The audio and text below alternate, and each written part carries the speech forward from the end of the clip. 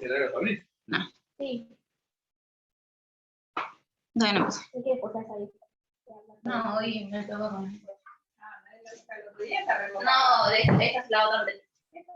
Sí, la amo. Una genia la sabía. ¿Qué iba a decir? ¿Vos comiste o no? Ya te dije 2 veces. ¿Qué comiste? Me hice un huevo revuelto con la mezcla de panetón. No sabía qué comer. ¿Está rico? ¿Ustedes cómo limpian la mesa? Mira, está llena de mío. No me hice para vos. Mi amor, lo que me espera esta noche. ¿Por qué no me pones un poquito aquí? ¿Por qué? Aquí está producida azul. Ah, sí, esa la he visto. ¿Y por qué no con nosotros eso? No, mentira. Si van a llegar a todos sus críos, ¿no? Está prendido el micrófono.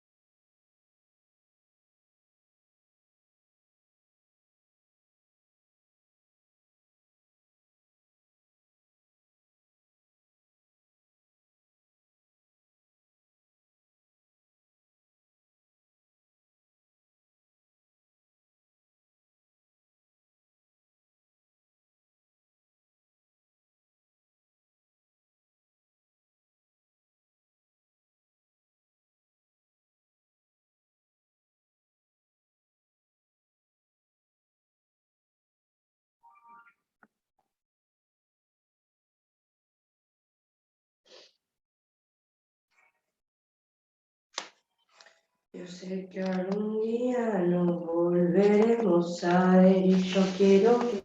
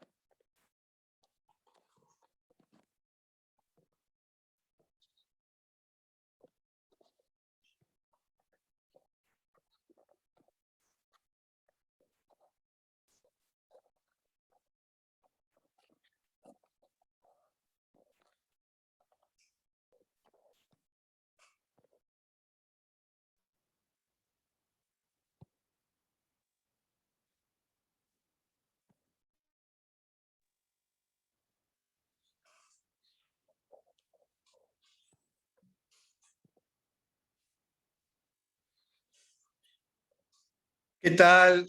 Buenas tardes, ¿cómo les va a todos?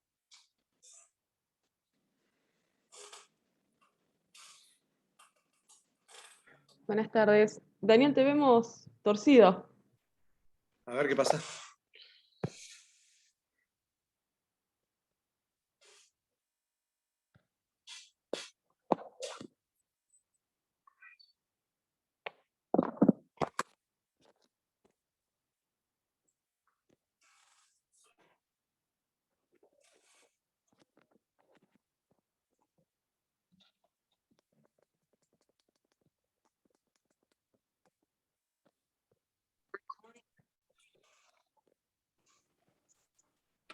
Ahí está, ahí se ve bien.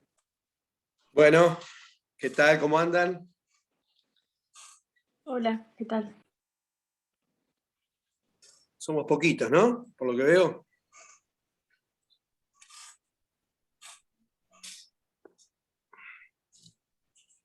Bien. Bueno, ustedes la semana pasada, en este encuentro, vieron fundamentalmente temas vinculados a la unidad número 1, ¿no es así?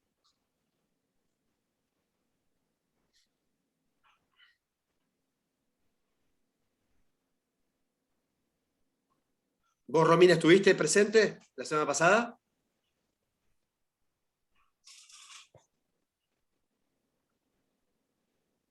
¿Alguno de los presentes participó del encuentro este sincrónico de la semana pasada?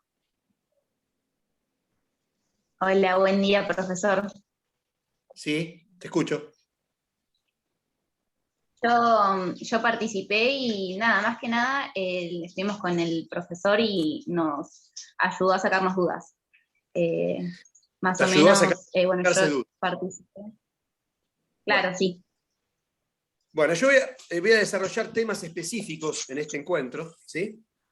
Que consideramos en realidad que son sustanciales para la comprensión del curso y para el examen. Voy a tratar un tema de la unidad número 1 y después me voy a dedicar directamente a la unidad número 2, ¿sí? Si tienen el programa de la materia es muy bueno, porque así van siguiendo, ¿no es cierto?, los temas a medida que lo vamos a desarrollar. Tema que es central para nuestra materia es estructura y superestructura. Eso es fundamental, ¿sí? La idea es que nosotros, cuando explicamos materialismo histórico, decimos que en cualquier sociedad, ¿sí?, independientemente de la época histórica a la que nos podamos referir, en cualquier sociedad existen dos planos o niveles. Por un lado, la estructura económico-social, y por encima de la estructura económico-social, la superestructura político, jurídico, ideológica. En definitiva, entonces, dos planos o niveles. Estructura económico-social y superestructura político, jurídico, ideológica. A la estructura económico-social también la podemos denominar base. Es la base de la sociedad. Y a la superestructura la podemos denominar el techo de la sociedad. Por eso super es sinónimo de sobre. Sobreestructura. Está por encima de la base. Está por encima de la estructura. ¿Sí? En cualquier sociedad vamos a identificar dos planos o niveles. La estructura económico-social o base y la superestructura político, jurídico e ideológica. ¿Sí? ¿Qué es lo que encontramos en la estructura económico-social? Lo que encontramos en la estructura económico-social es a los hombres trabajando de una determinada manera, vinculándose, o sea, relacionándose de una determinada forma para transformar la naturaleza.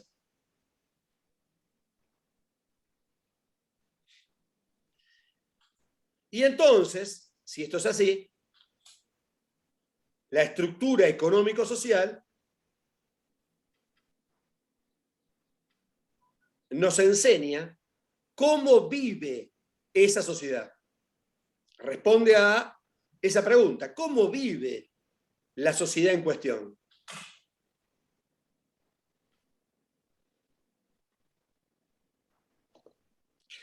En cambio, en la superestructura político, jurídico, ideológica,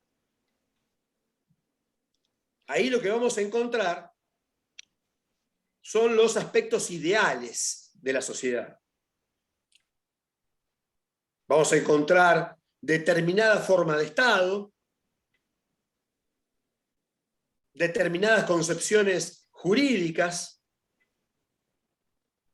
o sea, determinado derecho, y un determinado sistema de creencias, de ideas, digamos, en términos generales.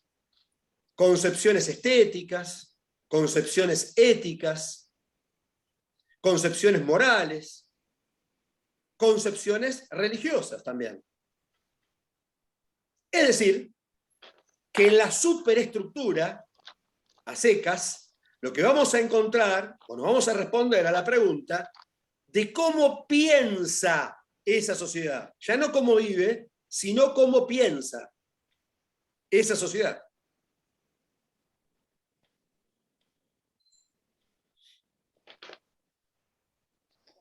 Y lo que enseña el materialismo histórico es que es la manera de vivir la que condiciona la manera de pensar.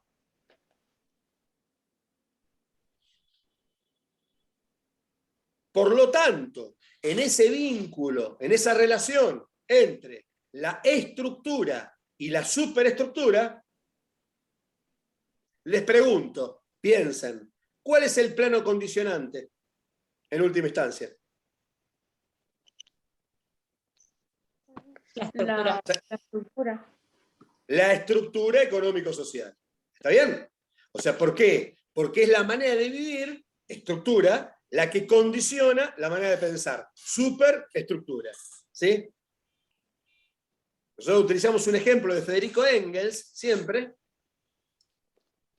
que enseña que no se piensa igual en una choza que en un palacio. Y no se piensa igual en una choza que en un palacio. Les pregunto, ¿por qué? ¿Por qué no se piensa igual en una choza que en un palacio? Siguiendo con esta lógica. Porque no sé qué, igual en una choza que en un palacio. Porque no es la misma clase social, la misma economía. Porque no sé qué, igual en una choza No que se en un vive palacio. igual. Correcto, porque no se vive igual en una choza que en un palacio. ¿Sí? Cambia la manera de vivir, cambia la manera de pensar. ¿Lo ven o no lo que estoy diciendo? ¿Se entiende lo que estoy explicando? Victoria me dice que sí. Mayra, ¿entendiste? Bueno, fantástico. Esperemos que sea cierto. Y no un cumplido. Bueno, yendo a un análisis más detallado de la estructura y la superestructura, en la estructura económico-social hay dos aspectos a considerar. Uno es la estructura económica y otro la estructura social. ¿Sí? Una cosa es la estructura económica, otra cosa es la estructura social.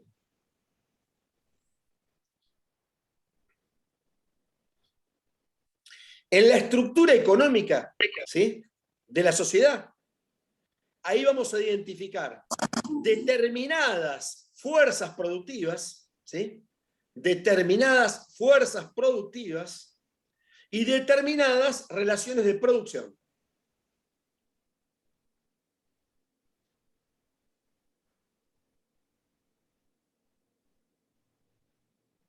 ¿Sí? ¿Qué son las fuerzas productivas de cualquier sociedad? Las fuerzas productivas implican la suma de los medios de producción con que cuenta esa sociedad y la fuerza de trabajo con que cuenta esa sociedad.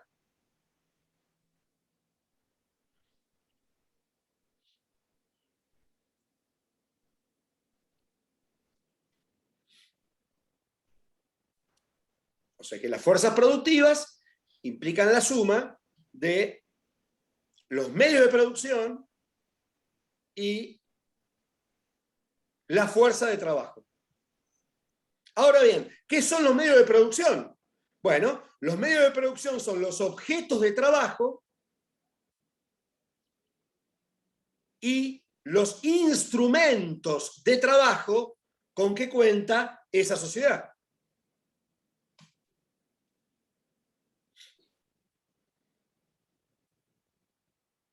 Ejemplo de un objeto de trabajo, la tierra,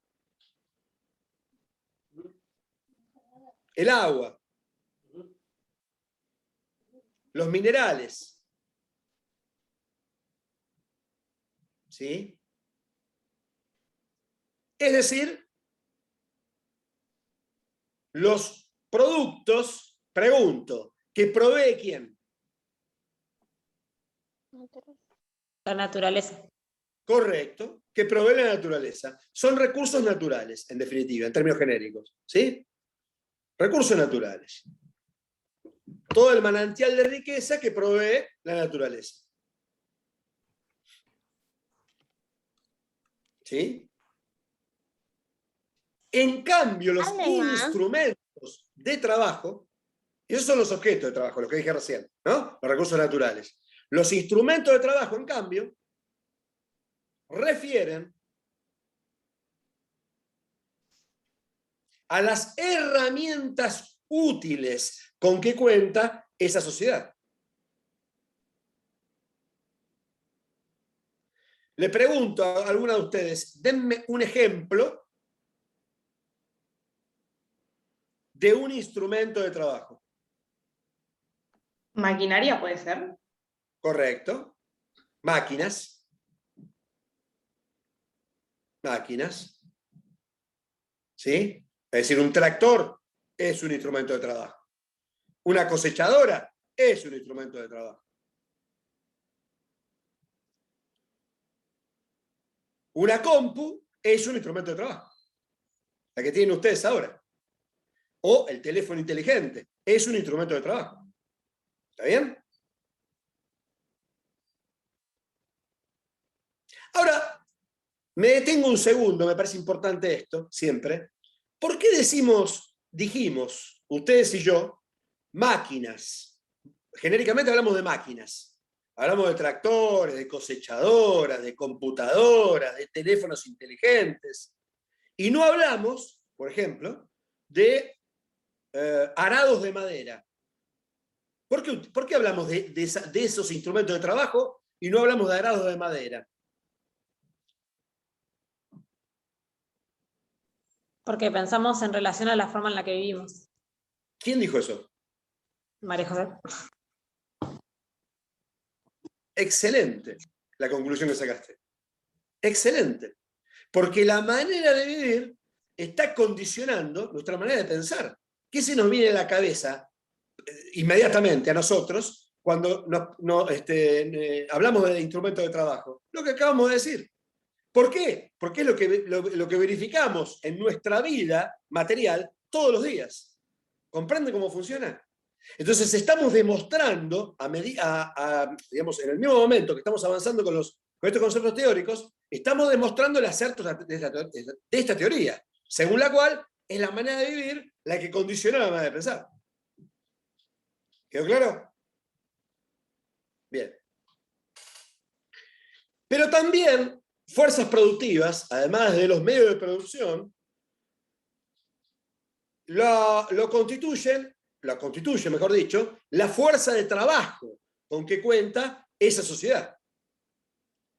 Pregunto, ¿cuál es la fuerza de trabajo de cualquier sociedad? ¿Quiénes son? Los humanos, nosotros. Nosotros, sí. ¿Sí? Nosotros, no todos, sino los que trabajan. Los que trabajamos. Los que trabajamos. ¿Sí? O sea que los que de alguna manera estamos invirtiendo una energía que tenemos todos los seres humanos, física por un lado y mental por el otro. ¿Sí? Eso es lo que cuentan las clases productoras en términos genéricos, ¿está bien? Hoy los llamamos trabajadores, normalmente son trabajadores asalariados, hoy. ¿Por qué? Porque vivimos en un modo de producción capitalista, ¿está bien? Pero si yo me refiriera a la antigüedad, al mundo antiguo, ahí no hay fuerza de trabajo asalariada. ¿Cómo era la fuerza de trabajo en la antigüedad? A ver si se dan cuenta. Básicamente. Los esclavos. Correcto, los esclavos. ¿Sí? ¿Se dan cuenta? O sea que lo que se explotaba en la antigüedad, ¿sí? Esencialmente, era la fuerza de trabajo esclava. ¿Por qué? Porque las relaciones de producción eran esclavistas, no eran capitalistas. ¿Sí? ¿Está claro? O sea que van entendiendo todo, ¿no? Hasta acá. Eso me parece muy bueno. Muy bien. Fuerza de trabajo. Ahora les pregunto, esa fuerza de trabajo, ¿sí? ¿Con que cuenta la sociedad? Piensen, ¿eh? ¿Debe o no estar en sintonía? O sea, debe ser tan desarrollada como son desarrollados los instrumentos de trabajo con que cuenta esa sociedad, ¿sí o no? ¿Qué creen? Piensen.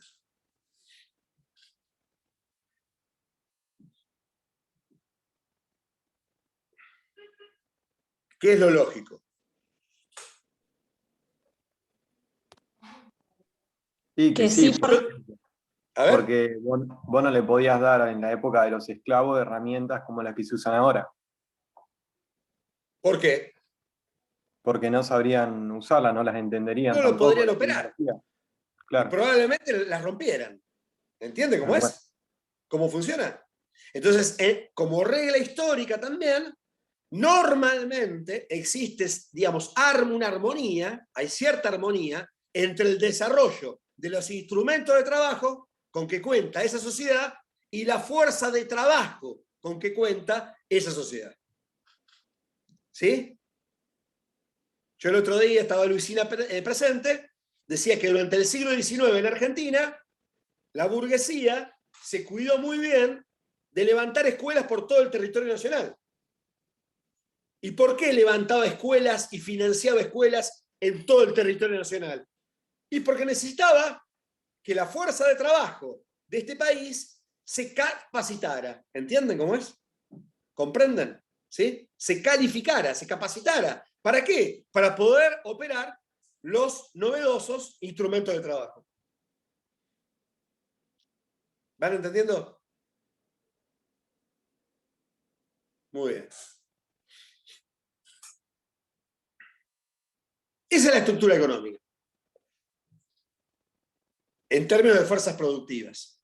Pero también les dije que en la estructura económica estaban las relaciones de producción social, hegemónicas, vigentes en ese, digamos, cuerpo social determinado.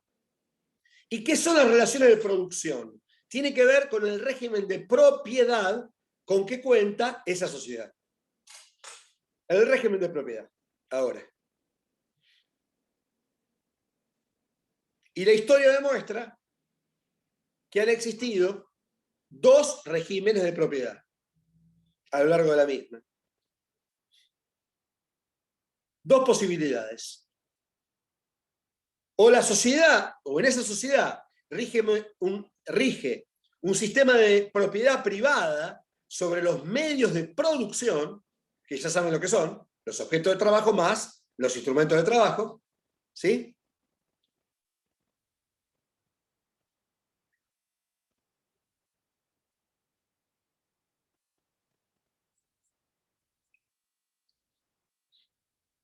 O, por el contrario, en esa sociedad rige un sistema de propiedad colectiva sobre esos medios de producción.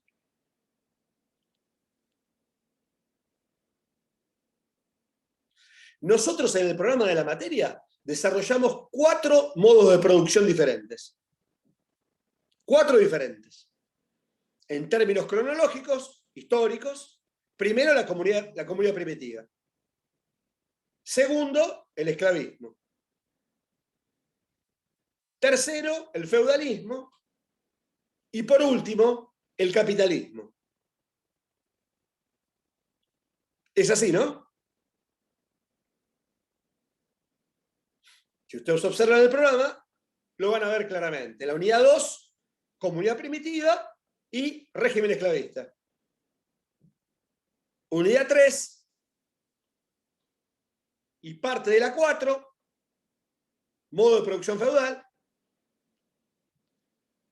Muy bien, Johanna.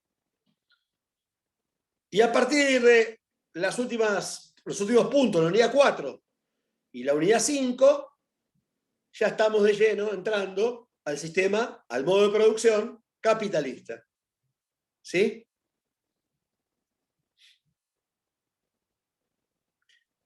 Les pregunto, a ver si saben a esta altura, de estos 4 modos de producción, ¿sí? ¿En cuáles rigió un sistema de propiedad privada sobre los medios de producción?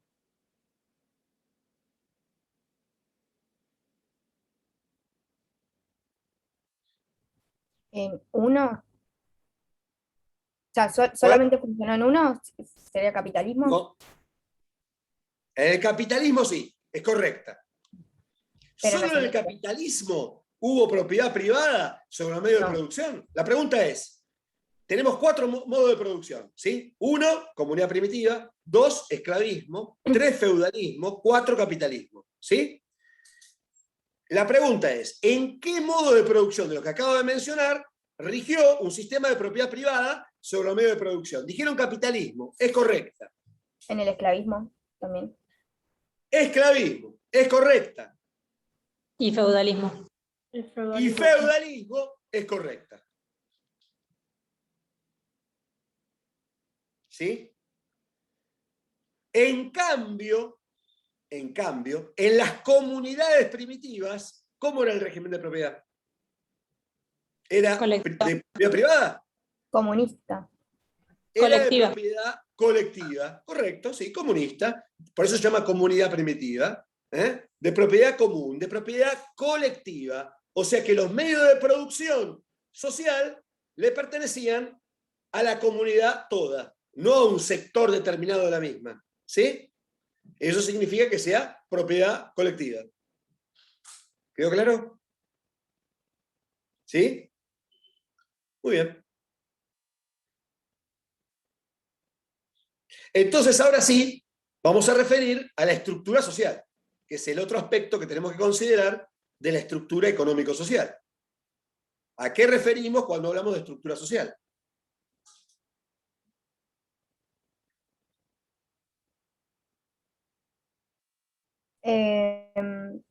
Por ejemplo, la burguesía o en el feudalismo los señores feudales, los siervos. Perfecto. Brillante. Estás identificando de qué se trata. Cuando hablamos de estructura social, lo que nos interesa saber es si esa sociedad es, 2 posibilidades otra vez, homogénea, socialmente hablando, o heterogénea.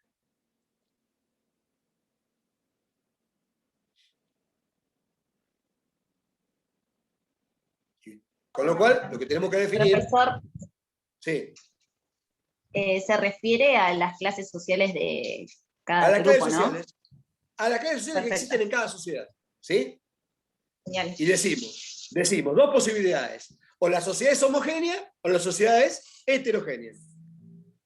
Okay. ¿Cuándo es homogénea? Cuando en esa sociedad no existen sectores, grupos o clases sociales diferenciadas. Ahí es homogénea. ¿Cuándo es heterogénea? Lo opuesto. Cuando en esa sociedad existen, ¿sí? Ahora sí, existen grupos, sectores o clases sociales diferenciadas.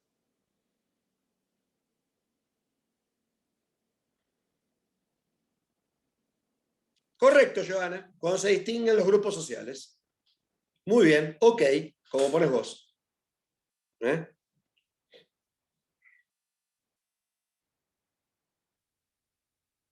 Otra vez, ¿en qué modo de producción la sociedad fue heterogénea? ¿O es heterogénea? En el esclavismo, el feudalismo y el capitalismo. Correcto. En el esclavismo, Sería en el feudalismo, lo mismo. Colectivo. Lo mismo, o sea, hay coincidencia. Cuando la sociedad es heterogénea, ¿no es cierto?, con sociedades que cuentan con un régimen de propiedad privada sobre los medios de producción. Sacaron la conclusión solas y yo la felicito. En cambio, si la sociedad es homogénea, o sea, no se pueden distinguir allí sectores, grupos o clases sociales diferenciadas, y el régimen de propiedad es colectivo, en ese caso estamos en presencia de una comunidad primitiva. ¿Sí? Ahí la sociedad era homogénea. Ese es el ejemplo. Las comunidades primitivas. ¿Hasta acá quedó todo claro? Entonces, si quedó todo claro, ustedes saben perfectamente a esta altura qué es una estructura económico-social. ¿Sí?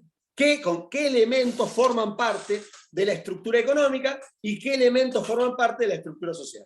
Perfectamente lo pueden identificar y definir. ¿Sí? Entonces ahora sí nos vamos a referir al otro plano, que es la superestructura político, jurídico, ideológica. Aunque no sepan ningún otro tema, este lo van a saber. Este lo van a saber.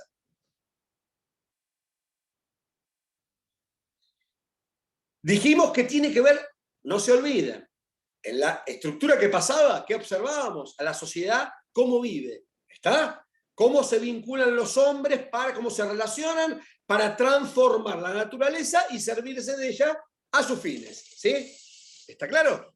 Eso es lo que se observa en cualquier estructura económico-social. En cambio, en la superestructura político-jurídico-ideológica, decíamos que observamos cómo piensa esa sociedad, ¿sí? Y tiene que ver entonces ya no con el plano material de la sociedad, eso está en la estructura, sino que tiene que ver con el plano ideal de la sociedad, ¿sí? El plano ideal de la sociedad, el plano espiritual de la sociedad, ¿sí? O ideológico si prefieren, es lo mismo. También pueden utilizar, porque por ahí resulta más fácil, el plano inmaterial, por oposición al plano material, que es la estructura, ¿sí? El inmaterial. Y ahí aparece lo político, lo jurídico y lo ideológico. Por eso ya se llama superestructura política, jurídica e ideológica, ¿sí? Lo político tiene que ver con el régimen político, ¿sí? Que está, digamos, rigiendo en esa sociedad. Que está gobernando esa sociedad.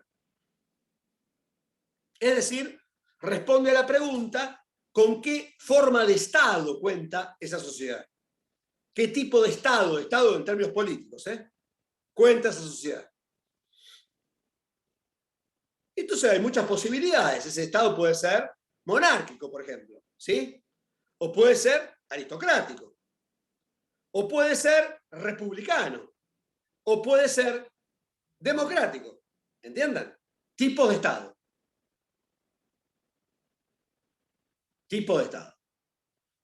Ha habido estados monárquicos, ¿sí? Durante el esclavismo, y hay estados monárquicos vigentes hoy, en países capitalistas, ¿entiendan? ¿Sí?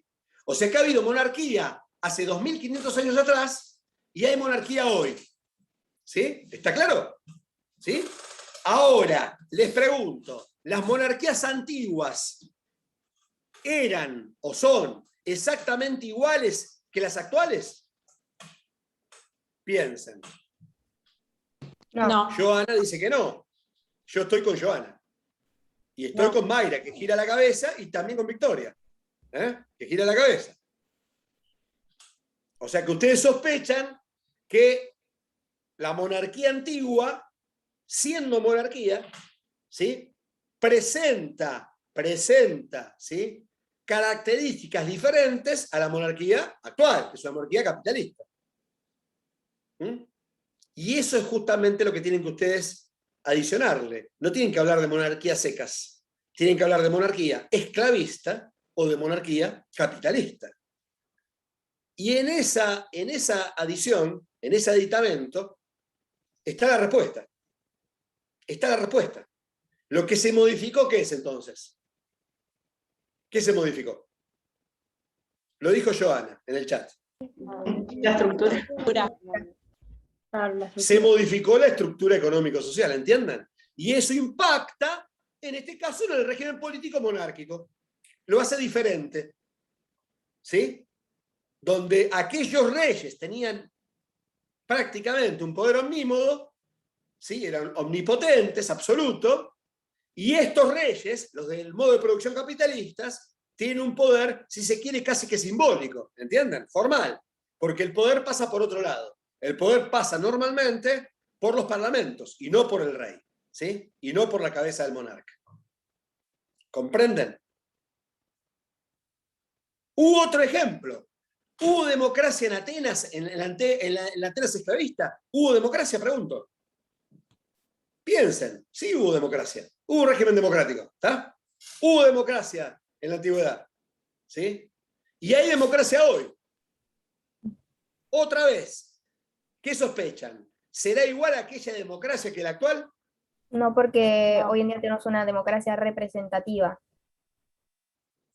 No porque no sea una democracia representativa solamente, sino fundamentalmente por el alcance de esa democracia, ¿sí? La democracia hoy tiene pretensiones de ser universal en cuanto a los que admite a la fiesta de la democracia. ¿Entienden lo que trato de decir? Cuando reparte tarjetas, la democracia actual, bueno, es bastante masivo ese reparto. En cambio, en la antigüedad, solamente participaban de los beneficios de la democracia determinado sector de la sociedad. ¿Entiende cómo es ahora? ¿Sí? Piensen rápidamente. ¿Qué sector de la sociedad durante la antigüedad no participaba de las asambleas democráticas en Grecia? Las mujeres, por ejemplo. Las mujeres, y antes que las mujeres, ¿quién? Una clase social. ¿Cuál? Los esclavos. Esclavos. Los esclavos. ¿Entienden? Muy bien, Joana. Ahí aportando desde el chat. Los esclavos, claro. ¿Eh? Y los esclavos eran la mayoría de la población. O sea que no es algo menor. ¿Me entienden lo que estoy planteando? Lo que estoy diciendo es que la democracia antigua era una democracia elitista. ¿Está? Una democracia restringida a un determinado sector de la sociedad. ¿Sí? Sector privilegiado socialmente. ¿Entienden? En cambio hoy la democracia es universal. ¿Eh? Es universal. A nadie se le niega la posibilidad de participar, ¿sí? Al menos cívicamente, por su condición social. ¿Está? ¿Está claro? ¿Sí? Otra vez, ¿qué se modificó? ¿Cómo explico esto? ¿Por qué la democracia cambió? Porque ¿qué cambió? La estructura La social. superestructura. La estructura económico-social. ¿Entienden cómo funciona? ¿Sí? ¿Cómo es esto? Cambia la estructura y condiciona, ¿sí?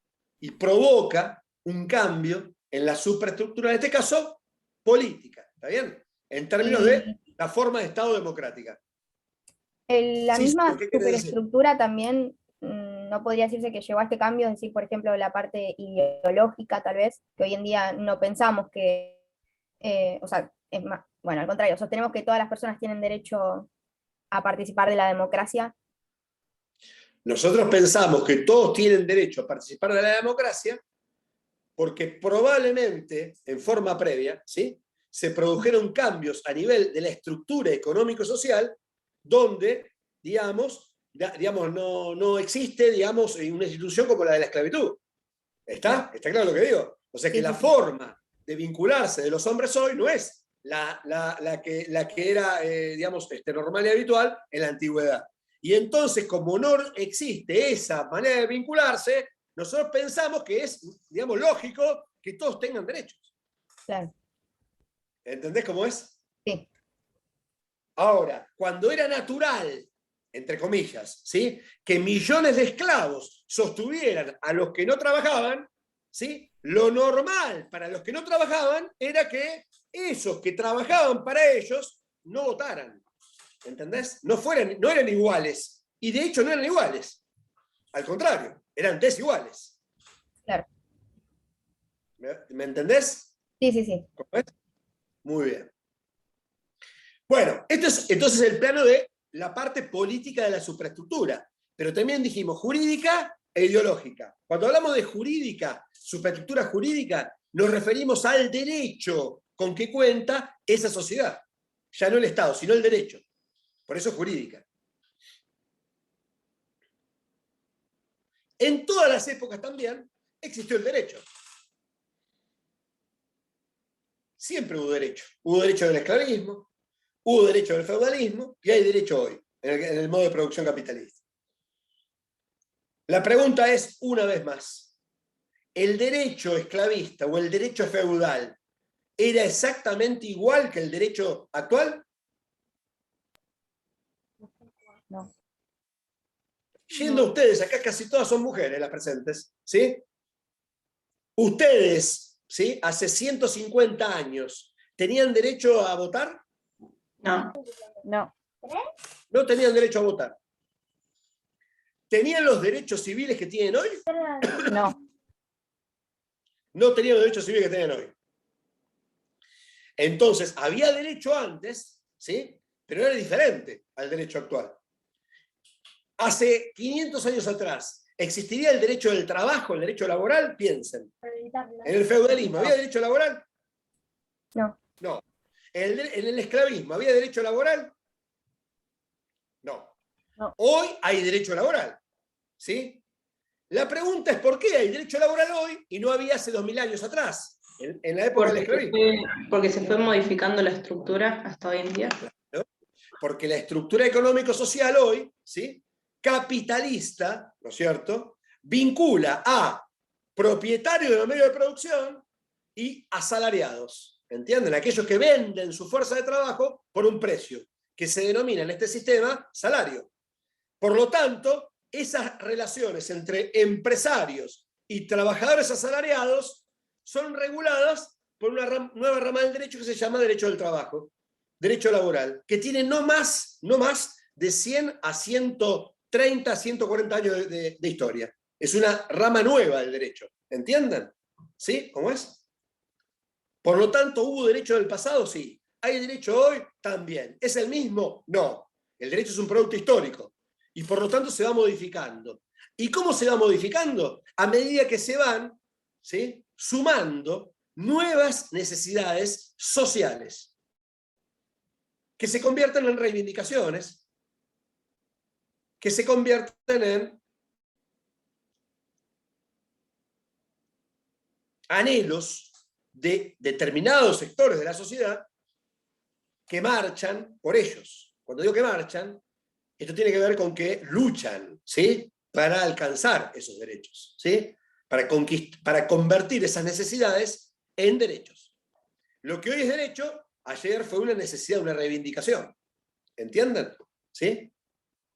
Y normalmente hay todo un tránsito, toda una historia de lucha, ¿sí?, previa al reconocimiento de esa necesidad social convertida ahora en derecho.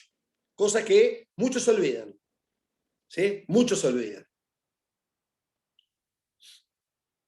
¿Mm?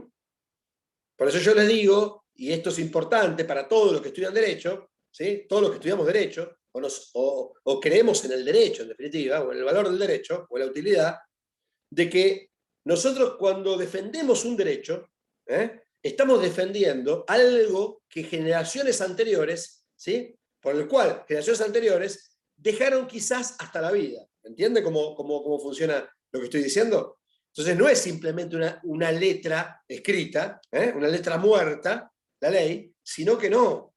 Eso está traduciendo, se traduce, ¿no es cierto?, en lucha concreta en términos sociales. ¿Sí?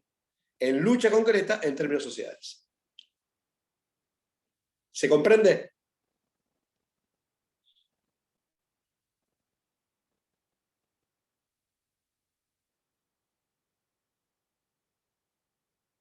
¿Entendieron todo hasta acá? Buenísimo. Y nos queda el aspecto ideológico de la superestructura.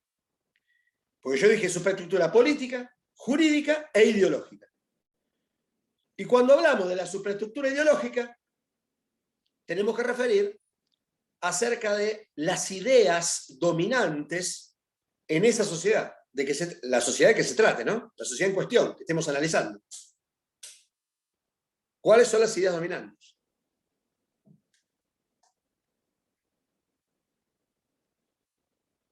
Sistema de creencias. Cualquier sociedad cuenta con un sistema de creencias dominante. Dominante. La religión. La religión forma parte de ese sistema de creencias. La religión, la filosofía, ¿está bien? El lugar que creemos que tiene que ocupar, por ejemplo, el sexo femenino en la sociedad, eso es ideología. Es un sistema de creencias que se va modificando, como todos los aspectos ideales de la sociedad, a medida que se va modificando otra vez la estructura económico-social. ¿Sí? Porque condiciona de una manera decisiva sobre ese sistema de creencias. Y entonces encontramos que en el esclavismo, ¿sí?, el teórico más importante del esclavismo, Aristóteles, nos cuenta que nacer esclavo es algo natural. Es natural. La naturaleza es la que engendra, por un lado, hombres esclavos y otros hombres libres. Como si fuera una máquina. ¿Está bien? Pero es una máquina que discrimina, ¿no? Porque a algunos los hace esclavos y a otros los hace libres. Lo que no nos explica por qué, Aristóteles. ¿Por qué lo hace? ¿Por qué discrimina de esa manera? Ahora bien, más allá de los cuestionamientos que podamos formularles a la teoría a esta tesis de Aristóteles, lo que tiene que quedar claro, ¿sí?, lo que tiene que quedar claro es que Aristóteles está hablando de esclavos, ¿sí?, cuando teoriza. No está hablando de obreros asalariados. Y la pregunta es, ¿por qué habla de esclavos y no de obreros asalariados? Le pregunto. ¿Por qué?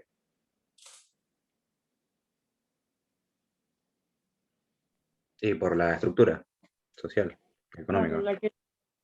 Porque la estructura económico-social de la época de Aristóteles era esclavista, no capitalista. ¿Entienden? Él no podía ni siquiera imaginar, ni imaginar podía, no podía imaginar que existiera una manera de explotar la fuerza de trabajo a la manera actual, a la manera capitalista. ¿Comprenden lo que estoy diciendo? ¿Sí? Entonces, ¿qué está diciendo? ¿De qué habla? Habla de la manera de vivir de la sociedad de su tiempo. ¿Está? Habla de la manera de vivir de la sociedad de su tiempo. En cambio, Marx, ya vamos a llegar a él, vamos a hablar largo y tendido de Marx, que actúa en el siglo XIX, ya tenemos un modo de producción capitalista en el siglo XIX. ¿Sí? ¿Y a qué dedica su vida, su obra, Marx? Fundamentalmente, ¿sí?, está destinada a los trabajadores asalariados. Otra vez. ¿Y por qué habla Marx de trabajadores asalariados y no habla de esclavos? Les pregunto. Porque ya había pasado eso. Claro.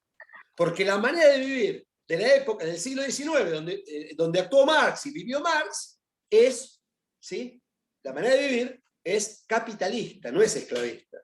¿Entienden cómo es?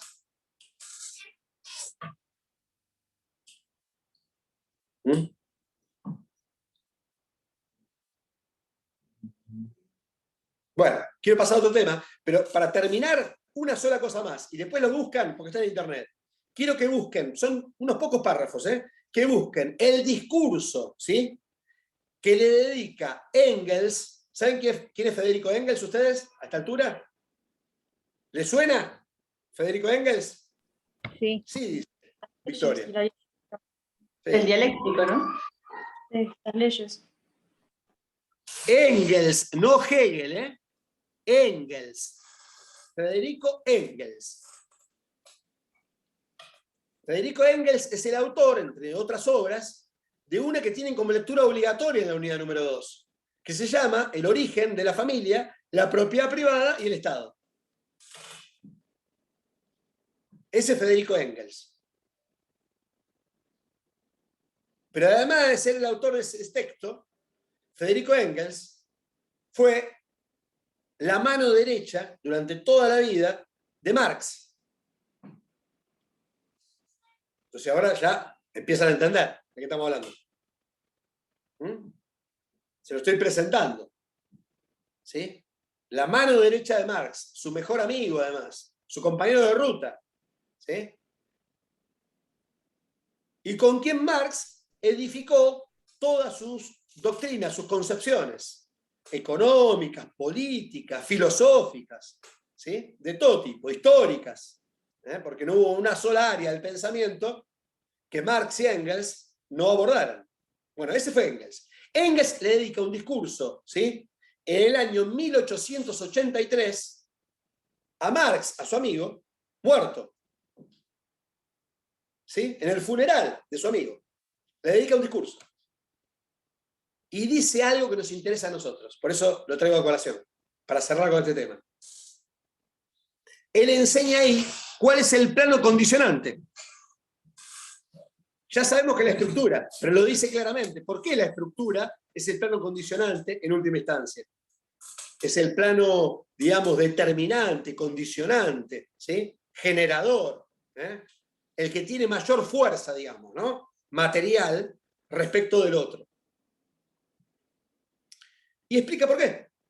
Y ahí dice Engels que Marx, en el discurso este que le dedica a su amigo, que Marx descubrió la ley del desarrollo histórico. Descubrió la ley del desarrollo histórico, según la cual los hombres primero tienen que comer, beber, tener un techo y vestirse. ¿Escucharon lo que dije?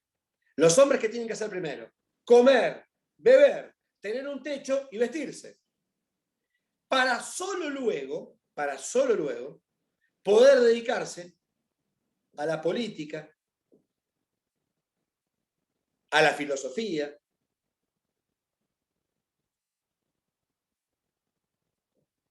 a la religión o al arte. Es decir, que lo que está diciendo es que lo que primero debemos satisfacer como género humano, ¿sí? Son nuestras necesidades materiales. ¿Comprenden? ¿Sí? Materiales.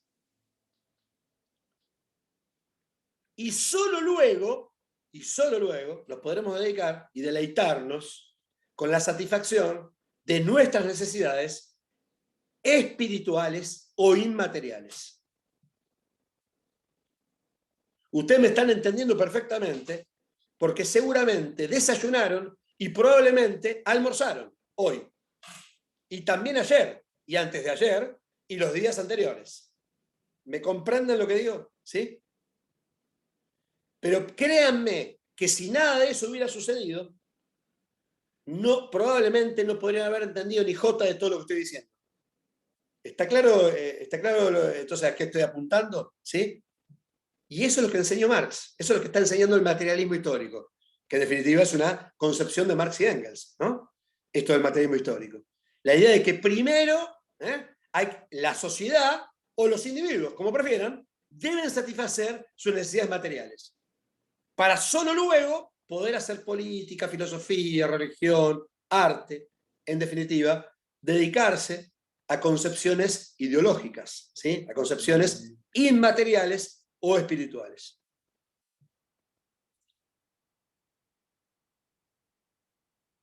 Quiero que me cuenten si quedó todo esto claro. Sí. ¿Sí? Sí. Fantástico. Entonces ahora sí, nos metemos en un tema de la unidad número 2. Así avanzamos. Y ese tema se llama comunidad primitiva. ¿Sí? Comunidad primitiva. Ahí tienen que abordar la lectura de Engels, ¿sí? La lectura de Engels, que yo les mencioné hace un momento. El origen de la familia, la propiedad privada y el Estado.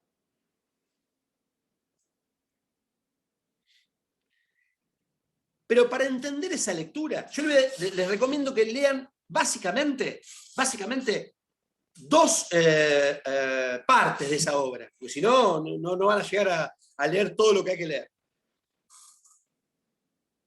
Primero el capítulo primero, el capítulo 1. Y luego terminamos el capítulo 1, el capítulo 9, que resume todo el texto. Dos capítulos que son fundamentales de esa obra, el 1 y el 9. ¿Sí? Pero yo les quiero dar una herramienta para que entiendan, comprendan cuál es la lógica de esa lectura, de ese texto. Lo que se introduce ahí, justamente, ese texto está, digamos, pensado, ¿sí?, sobre la base, precisamente lo que venimos hablando, sobre la base del materialismo histórico. Es decir, que lo que enseña Engels en ese texto, donde describe a las comunidades primitivas,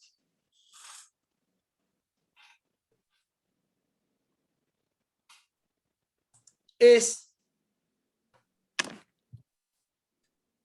que la sociedad o las sociedades van progresando, van avanzando, ¿sí?, históricamente, a medida que incorporan en sus vidas nuevos y mejores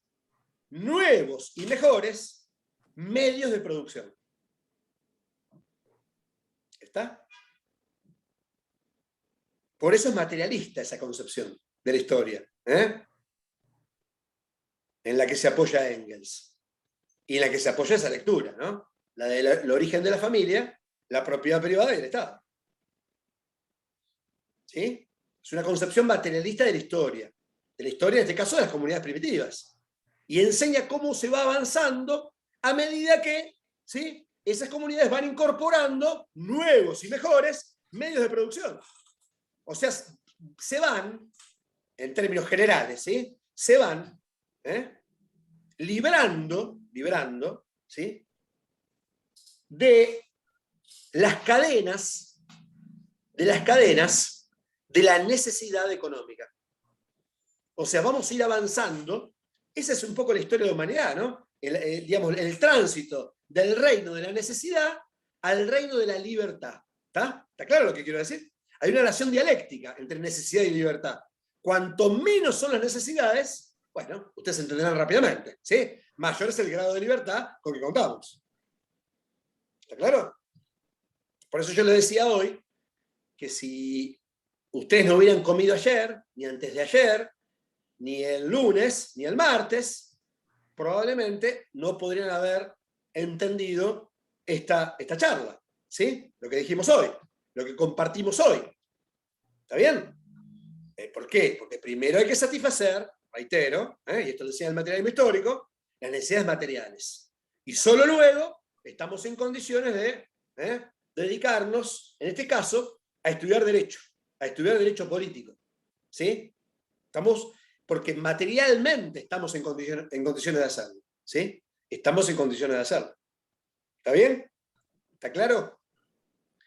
Por eso, en esa lectura que se llama El origen de la familia, la propiedad privada y el Estado, Engels, ¿sí?, divide a las comunidades primitivas en dos grandes períodos. El primero, al que denomina salvajismo, y el segundo, al que denomina barbarie.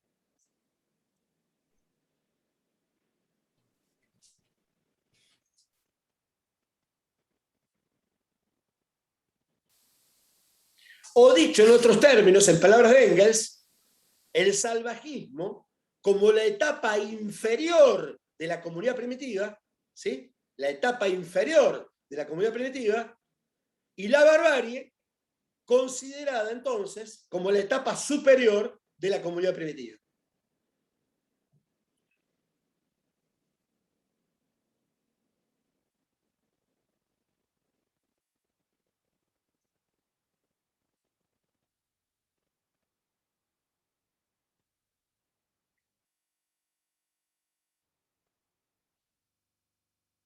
Ahí se incorporó la profesora, tenemos dos profesoras, además de quien les habla.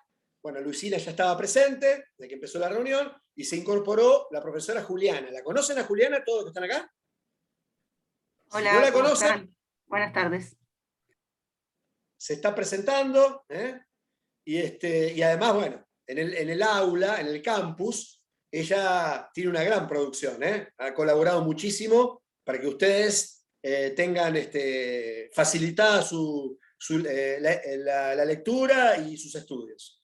Así que es un miembro clave de este equipo, ¿sí? Sepan que Juliana es muy importante para todos nosotros, ¿sí? ¿sí? Como también Luisina, por supuesto, ¿no?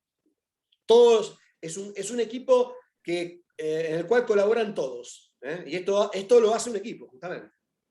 ¿Eh? Esto lo hace un equipo. Y el Gracias, resultado, ¿cómo? No, gracias por el recibimiento. Nada que no sea merecido. ¿Eh? Y esto redunda, sin dudas, en el objetivo que nos proponemos, que es que ustedes tengan el mejor servicio posible, ¿sí? El mejor servicio posible.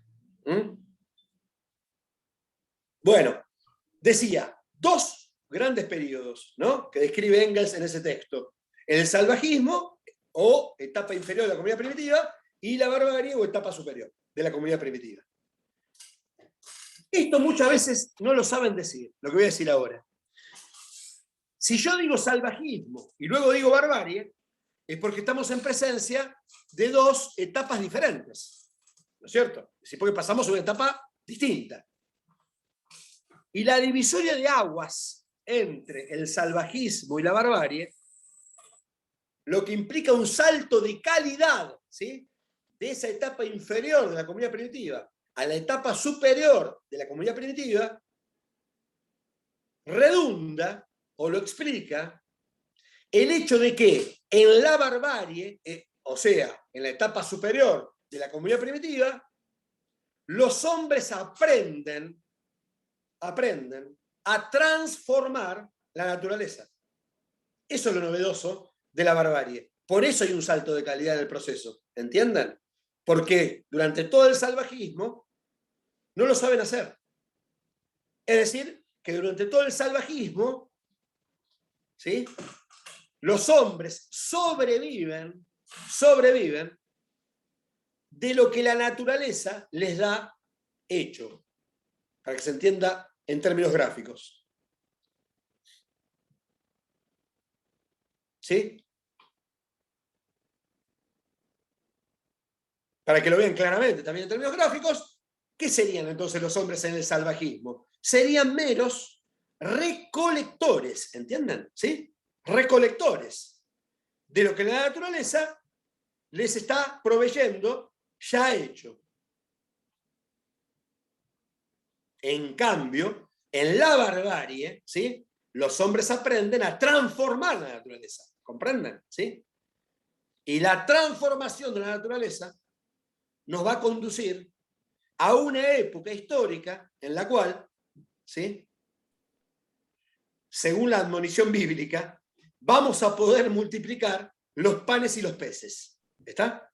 Vamos a poder multiplicar los productos que la naturaleza nos daba hechos. Lo vamos a poder aprender a reproducirlos y a multiplicarlos. ¿Se entiende entonces cuál es la diferencia entre el salvajismo y la barbarie? ¿Sí? Ahora después, yendo específicamente a cada una de estas dos etapas, reitero, con ese hilo conductor que es, vamos avanzando a medida que incorporamos más y mejores medios de producción, ¿sí? O sea, vamos facilitando la vida de esas comunidades, nuestra propia vida, ¿sí?, como género humano, arrancamos entonces del salvajismo. Y ahí dice la lectura, en cada una de estas dos etapas vamos a ver tres estadios. El estadio inferior, el estadio medio y el estadio superior. O sea, el salvajismo tiene un estadio inferior, un estadio medio y un estadio superior, y otro tanto sucede con la barbarie.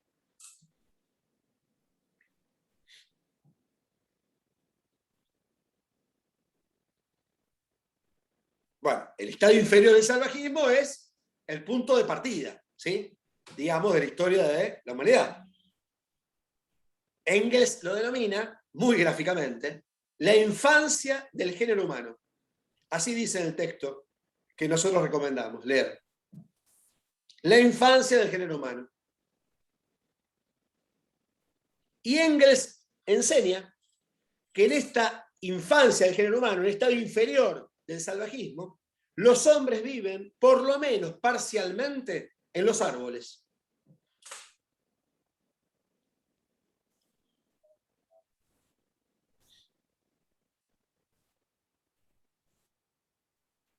Les pregunto, piensen, ¿por qué vivirían los hombres en los árboles? Porque se alimentaban de los frutos, las raíces y esas cosas. Eso por un lado. Y Para además, esconder- ¿por qué? Para ¿Cómo? esconderse de los animales. Para esconderse, para protegerse de los animales salvajes, claro. Muy bien. ¿Por qué? Porque todavía no estaban en condiciones de idear ningún instrumento de defensa, ¿comprenden? ¿Sí? Entonces la única manera era guarecerse, esconderse, protegerse en los árboles de las acechanzas de esos animales salvajes. ¿Sí?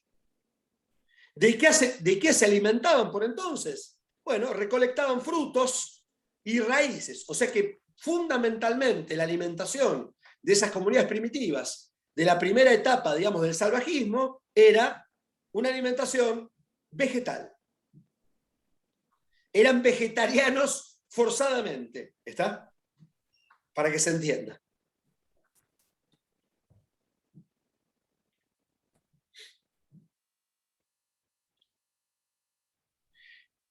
¿Cuándo avanzamos al estadio medio del salvajismo? Cuando los hombres descubren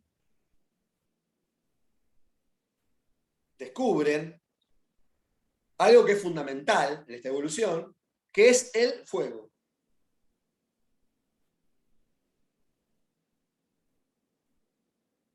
En realidad los hombres descubren el fuego en un primer momento por obra de la propia naturaleza.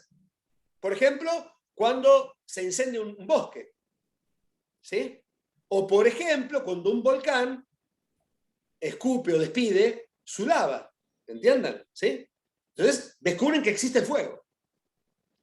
Pero no importa. Entonces, se dan cuenta de la importancia del fuego. Y tratan de conservarlo, pero es muy difícil conservar el fuego. ¿Sí? Es muy difícil conservar el fuego. Entonces, finalmente, aprenden a producirlo. ¿Sí? ¿Y saben cómo aprenden a producirlo? ¿Alguno ya leyó ese texto? ¿Cómo lo producen al fuego? Bueno, veo que no han... ¿Por frotación de palo y piedra era? Por frotación de piedras. Muy bien, Joana. Ahí pone en el chat, indicando en el chat. Por frotación de piedras. Exactamente. Frotando piedras, aprenden a producirlo, el fuego. Y cuando producen el fuego, imagínense, ¿sí? Bueno, esto es un descubrimiento fenomenal para ese momento. Porque tiene por lo menos 3 utilidades el fuego. 3 utilidades. Primera utilidad. ¿Cuál es la primera? Cocinar. Cocinar los alimentos, exactamente. Con lo cual, nos cuenta Engels que se incorpora una nueva fuente de alimentación coetáneamente, o sea, simultáneamente con la introducción del fuego en la vida de los hombres, que es el pescado, o en términos genéricos, los animales acuáticos. O sea, fíjense cómo van avanzando. Nuevos medios de producción, nuevos medios de vida, materiales. Por eso materialismo, una concepción materialista de la historia. Vamos progresando en este relato. ¿Sí? Nueva fuente de alimentación, el pescado básicamente. Pero además el fuego tiene otras 2 utilidades. En primer lugar, nos permite prescindir de qué cosa, de qué factor.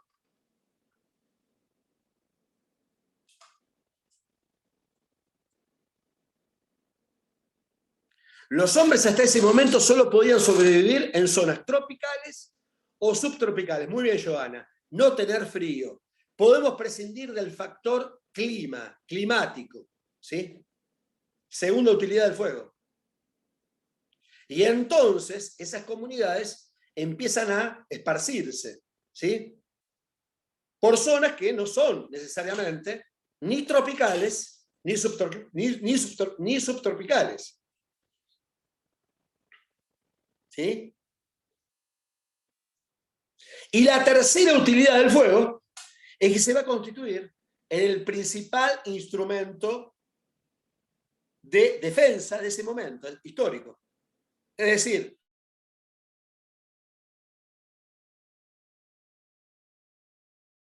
a los animales, para los animales salvajes. ¿Sí? Entonces, 3 utilidades.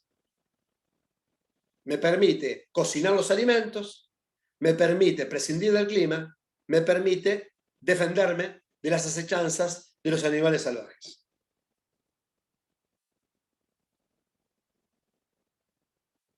Y entonces avanzamos a la tercera y última etapa del salvajismo, o estadio del salvajismo.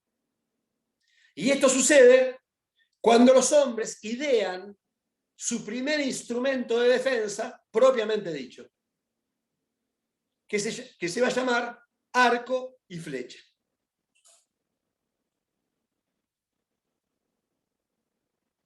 Y no solamente que cuentan con un instrumento de defensa, sino que el arco y la flecha le van a permitir al hombre dedicarse a una nueva actividad económica. Les pregunto, ¿a qué actividad económica? La casa. La caza, correcto. La caza.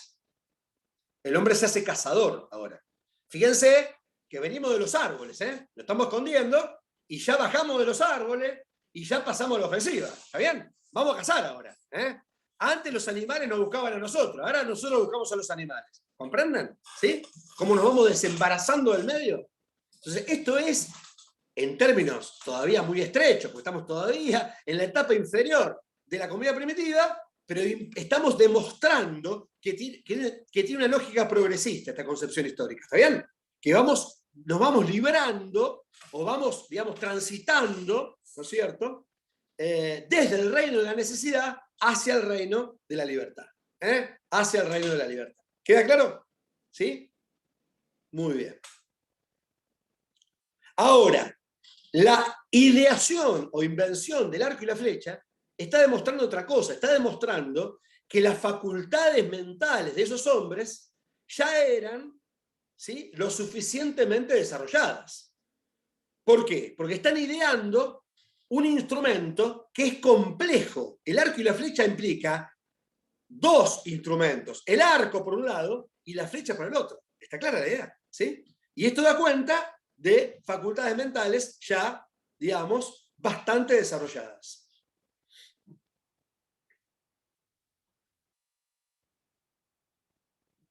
Hasta acá el salvajismo. Nos vamos a la etapa superior de la comunidad primitiva. Nos vamos a la barbarie.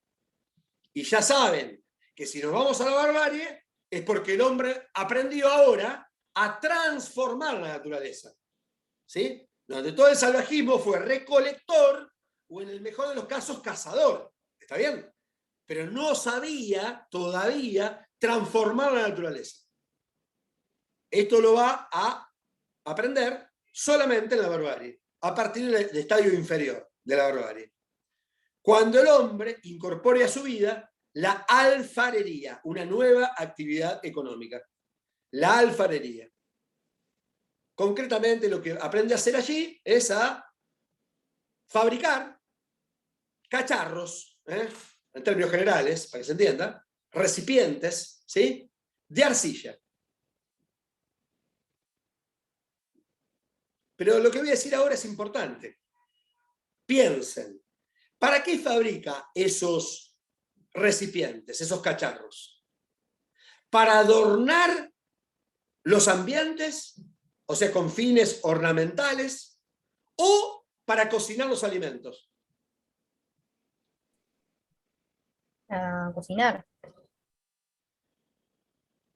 O sea, lo que les estoy demostrando es que esa invención, esa actividad económica, está dirigida a satisfacer una determinada necesidad, otra vez, una determinada necesidad material, no espiritual. ¿Entienden la idea? ¿Sí? Que sería hoy adornar un ambiente. Hoy cuando vamos a la feria de artesanos, por ejemplo, ¿no?, que hay en la Diagonal, Pueyrredón, o a alguna plaza céntrica, y compramos un recipiente, un cacharro, normalmente ¿para qué lo hacemos? Para adornar un ambiente. ¿Entienden cómo es? ¿Sí? ¿Se dan cuenta? No es así en sus orígenes. La alfarería no surge, ¿sí?, para satisfacer una necesidad espiritual. Surge para satisfacer una necesidad material. En este caso, cocinar los alimentos. ¿Quedó claro? Bien.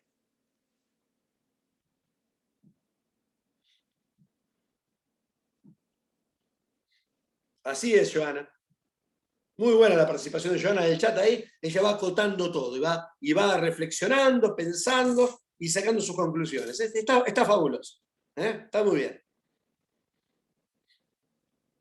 Está muy bien. Bueno, nos vamos ahora a la etapa media de la barbarie. Y estamos llegando a la punta de la madeja, que va a revolucionar toda la historia posterior. Etapa media de la barbarie. Hasta ese momento el hombre caza. ¿Sí? Caza animales. Ya sabemos que cazaba. Esto lo había aprendido o lo había introducido en la última etapa del salvajismo. ¿Sí? Pero en el estadio medio de la barbarie, el hombre aprende a criar y domesticar animales que cazó previamente, ¿no? O sea que da un salto de calidad esa actividad del hombre. Ya no se limita a cazar, consumir el producto cazado y volver a cazar, sino que la...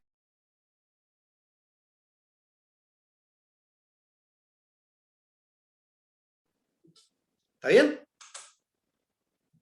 ¿Por qué? Porque de esa manera, ¿qué obtiene el hombre? Pregunto. Criando y domesticando animales.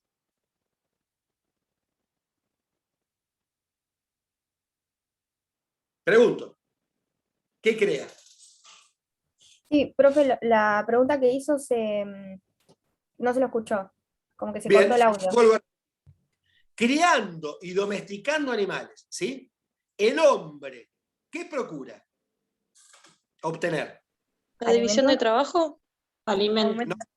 La productividad. Aumentar la producción. ¿Qué propone obtener? Se asegura el alimento. Sí, pero ¿qué obtiene si cría y domestica animales? ¿Qué obtiene al cabo de un tiempo? ¿Eh? Compañía. La división de...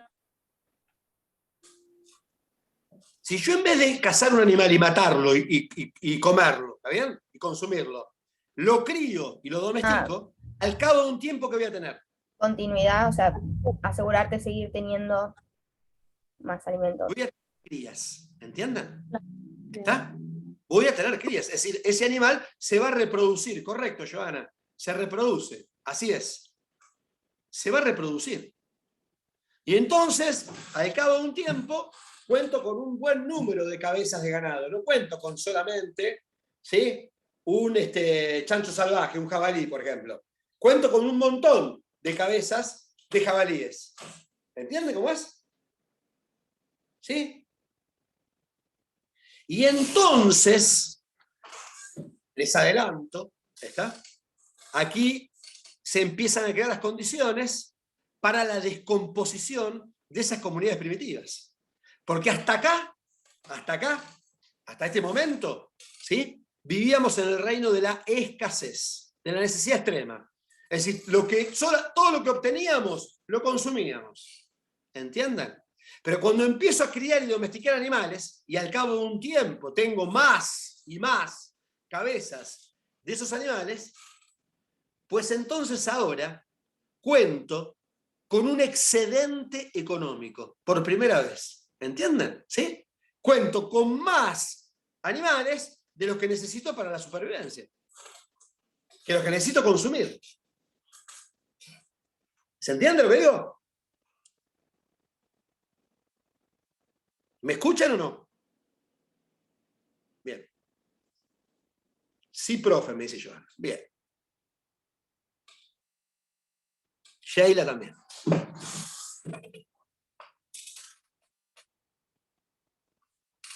Termino y vuelvo. Vamos ahora a la última etapa de la barbarie, el estadio superior. Con esta lógica seguimos progresistas. ¿Qué es lo que incorpora el hombre en la etapa superior de la barbarie? La agricultura. ¿Sí? ¿Y saben de qué va de la mano? Va de la mano de la ideación, de la fundición, del mineral de hierro, El hierro es fundamental para la agricultura. ¿Por qué? Porque el hierro permite, entre otras cosas, fabricar arados de hierro. Y solo con arados de hierro se puede roturar la tierra en gran escala. Se puede incorporar entonces la agricultura, ¿sí? Allí. En esa sociedad. O sea, lo que estoy diciendo, estoy demostrando que se incorporan nuevas actividades económicas. ¿Está bien?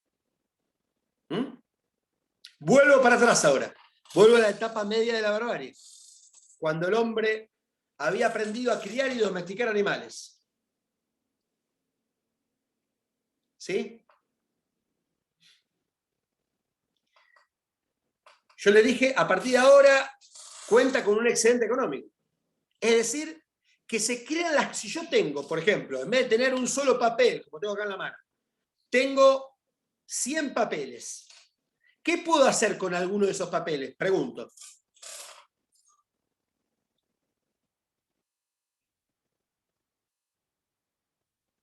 Venderlo, correcto. Lo puedo cambiar por otra cosa.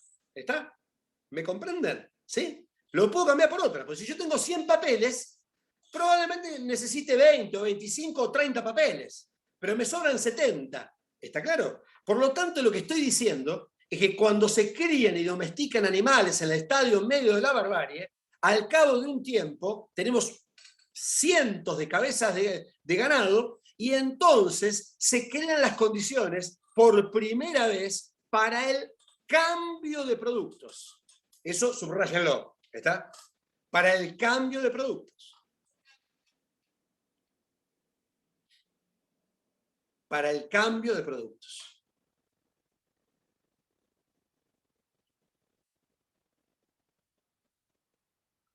Hasta ese momento, ¿sí?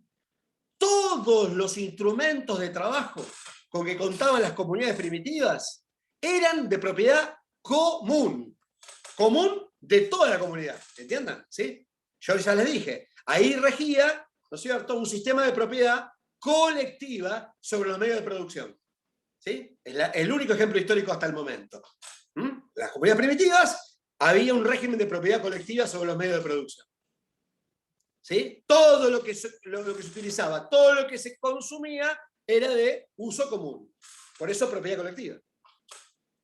Y tenía sentido eso. Porque si alguno de los miembros de la comunidad pretendía agenciarse, ¿sí?, alguno de esos medios de producción, eso hubiera condenado al hambre y hasta la muerte al resto. ¿Entienden lo que estoy diciendo? ¿Sí? Porque estamos en el reino de la escasez. Por lo tanto, todo lo que se obtiene, todo lo que se utiliza es de propiedad común, de propiedad colectiva. ¿Sí? De propiedad colectiva. Y algo más. Hasta ese momento, etapa media de la barbarie, la mujer ocupa el trono de la consideración social. Correcto. Era una comunidad homogénea. Muy bien, Johanna. Para eso sirvió, ¿sí?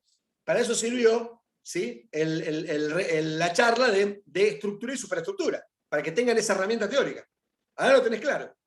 Esa estructura social era homogénea, correcto. No había allí distinción social que hacer. No había sectores, ni grupos, ni clases sociales diferenciadas. Muy bien. Pero les decía recién que durante todo el salvajismo y hasta la etapa media de la barbarie, ¿sí?, en el hogar, en esas comunidades, reinaba la mujer.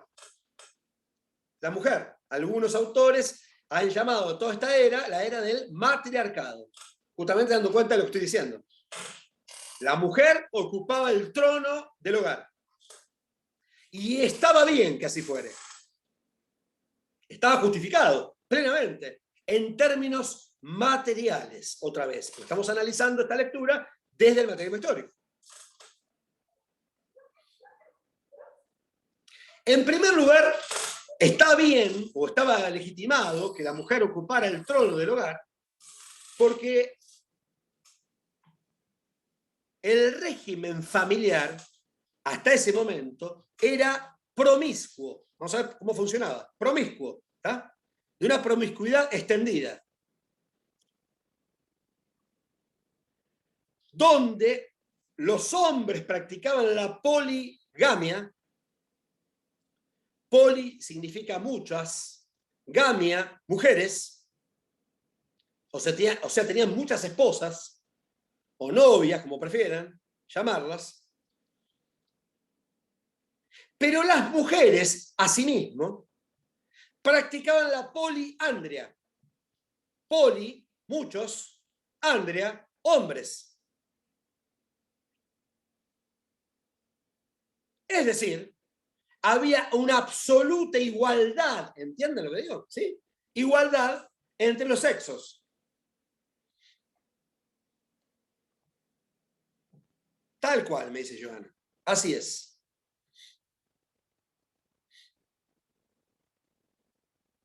Claro, pero en un régimen semejante, donde la mujer tenía muchos esposos o novios, y el hombre muchas esposas o novias, pregunto, ¿qué era lo único cierto? ¿La madre o el padre? La madre, o sea, el genio de la madre. Lo único cierto era la maternidad por el hecho del embarazo y el parto, ¿entienden? ¿Sí? Entonces, primer argumento por el cual la mujer ocupaba el trono de la consideración social. Lo único cierto era la madre. Hasta el día de hoy es así, les digo. Y no es una humorada. Hasta el día de hoy es así. Lo único cierto es la madre. ¿Sí? Sí, dice Joana. Menos mal que esto es por Zoom, porque si hay algún varón me va a tirar con una piedra, por la cabeza. Bueno. Y el otro aspecto por el cual la mujer ocupaba el trono, así cuídate, me dice Santiago, mirá. Ahí está, mirá, ahí apareció un hombre despechado. Mirá que está sin inferioridad de condiciones ese Santiago. Yo hice la cuenta, acá, en esta reunión. Así que, rescatate, amigo. Bueno, y el otro aspecto, decía, por el cual la mujer era quien reinaba, ¿sí?, en esas comunidades, tenía que ver con cómo se dividían las tareas. ¿Cómo se dividían las tareas? Se dividían las tareas en función del sexo. ¿Sí? ¿Qué hacía el hombre? El hombre iba a cazar. Y defendía a la comunidad en caso de que fuera atacada por otra comunidad. Es decir, participaba de la guerra y de la caza. Las guerras eran defensivas. Las guerras eran para preservar a la comunidad. Nadie iba a atacar a nadie. Nadie iba a tratar de conquistar a otras sociedades. Eran para preservarse. Y normalmente eran, ¿saben por qué cosa? Por el sustento, por los alimentos, que eran escasos. Por eso había guerras. ¿Sí? Había guerras. O sea que lo que tiene que quedar claro es que la guerra normalmente ¿a qué obedece? A una necesidad económica. ¿Está bien? A una necesidad económica. ¿Está bien? En este caso para la supervivencia, por el sustento que era escaso. En cambio, la mujer cuidaba del hogar,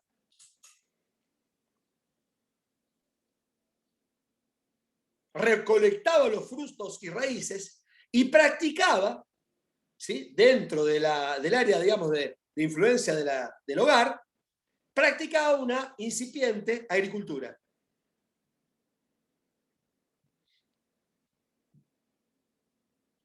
Pero claro, ¿quién era la que garantizaba los alimentos? Piensen, ¿el hombre que iba a cazar o la mujer que practicaba esa modesta y rudimentaria agricultura? ¿Quién creen que era la que garantizaba los alimentos diarios?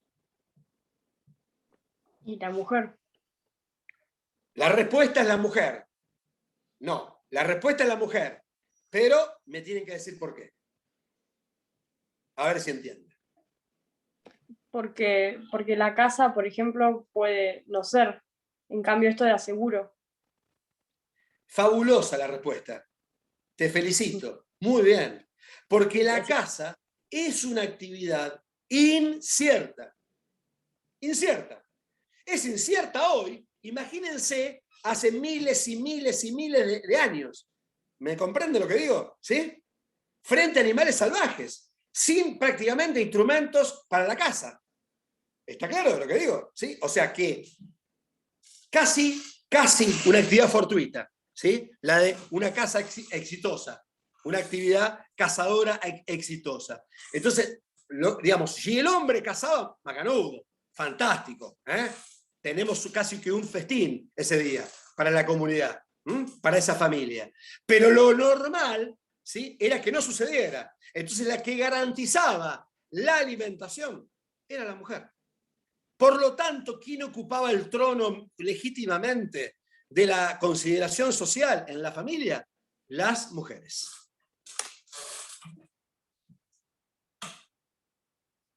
Esto se modifica a partir del estadio medio de la barbarie, cuando el hombre aprende a criar y domesticar animales. Porque el hombre que ahora, ¿sí?, es el que se dedica a criar y domesticar animales, es el que ha creado ese nuevo manantial de riqueza. Es el que cuenta ahora con cientos de cabezas de ganado.